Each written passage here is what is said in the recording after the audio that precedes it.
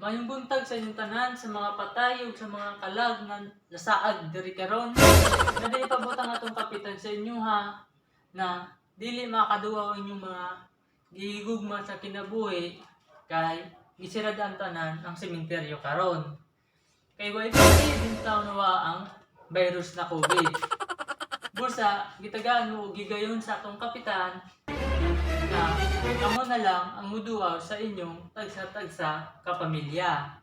Pero di mo pwede muduwa sa ilaha kung way pa mo nakapabaksin.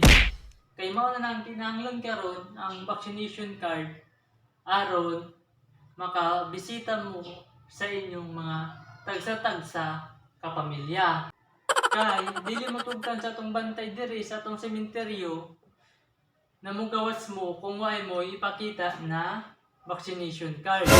Busa, kung way pa mo nakapabaksin, pagpuyo na lang mo diri mga minataya mo. O sa mga mangutana kung pwede ba makagawas bisag first dose pa lang.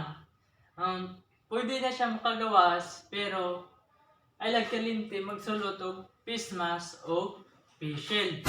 Kung sa way pagid nakapabaksin, na gusto gid mo daw sa inyong mga tagsa-tagsa ka pamilya, kinahanglan sa ninyo moagi og swab test o rapid test. Kay og mag-positive mo, iko-quarantine mo sa mo 14 ka aldaw antes mo makauli sa inyong tagsa-tagsa kalumon. Kasabot. Mao lang to. Naginaot ko na yung taon tagaan pa mo og taas nga kinabuhi sa atong Ginoo. Daghang salamat.